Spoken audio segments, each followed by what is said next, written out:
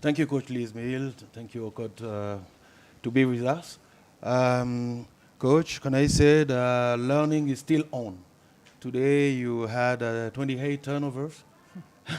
How can you explain that? Look, in experience, I would say, I wouldn't say it had much to do with Nigeria. As you can see, we could get into the paint quite easily. Wasn't defensive pressure, it's just our own sloppy passing, something that we did in Cote d'Ivoire game, and we really put an emphasis on. But clearly, it didn't quite sink in for the players, unfortunately, and you can't win a game with 28 turnovers. So that's on us.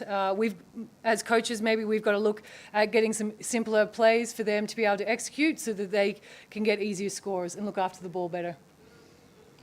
Thank you. Okay. In your mindset, how did you enter the game? I just told myself I need to be aggressive. I told myself I need to be aggressive in order for us to win. Yeah, that was my mindset all through. Question?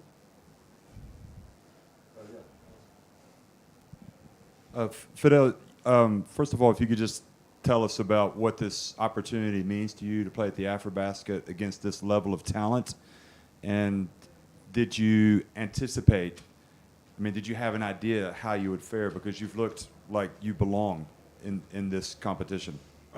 For me, it's just a learning session. Just a great opportunity to be here. It's my first time. Looking forward to coming back for the team again. Yeah, in the next 4 years. Yeah. Okay. Ryan? Yes? Michelle, my question to the coach and Fidel, what are some of the lessons that you've picked from AfroBasket and the 2 defeats? Look, for us, it's all about learning how to execute. In Kenya, you play a lot of run and gun, and so by the time I get the players at the national team level, implementing a kind of offense and defensive systems does take a while. I was hoping that we would be a little bit further than what we've seen so far, but it's a learning lesson, and they'll need to understand that unless you can execute, you can't compete at this level. And never a failure, always a lesson, right? And we're going to take a lot of lessons out of this, and hopefully you'll see us be able to do that at the World Cup qualifiers. Yes, the coach said you need to execute better and stay aggressive all through. Yeah. Hi, Coach. Can you just talk about young Adero and the way he played today and the impact he had on the game? He was sensational at times. Oh, look, Albert actually hasn't played for a year, which is crazy to see. And so he was a bit nervous in that first game, and all he's looking for is an opportunity, and we were happy to give it to him. And he's just feeling that confidence that we've instilled in him. I've kind of let him off the reins a little bit and said, go for it. And he's a compliment to Tyler, so that Tyler's not there lifting all the load. And it was great to have Fidel as well come in. He's 24 and he's got a very bright future. I love his defensive energy. We can put him in. He's so versatile. And all he needed was a bit of confidence, and that was easy to give to him. So I'm really happy with how he's performed.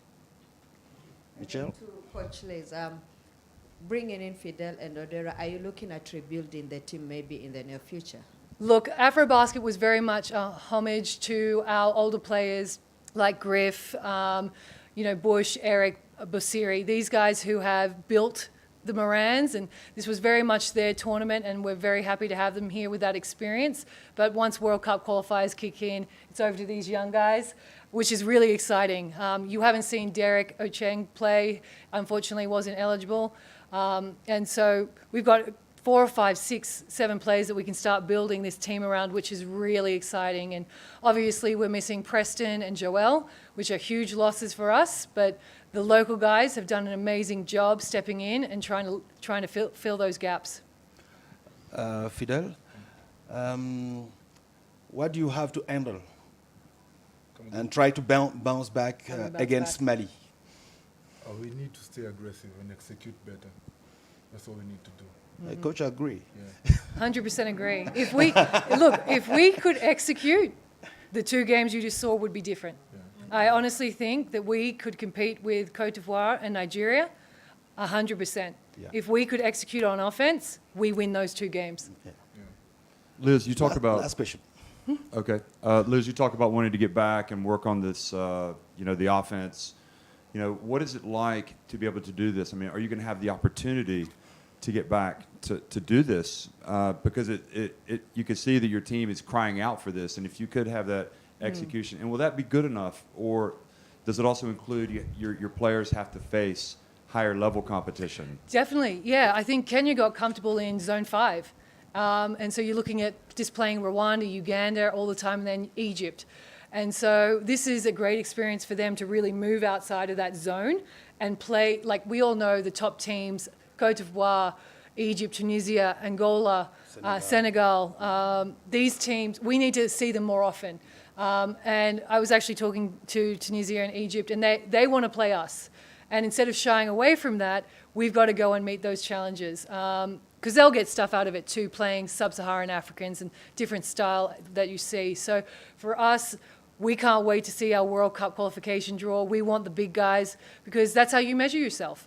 For us, there's no point playing Zone 5 teams. We've been there, we've ticked that box. We'll tick, tick, tick. Let's go and play West, Central African teams and get better that way. You can only get better by playing better people. Yeah. Thank you very much, Coach. Thank you. Thank you.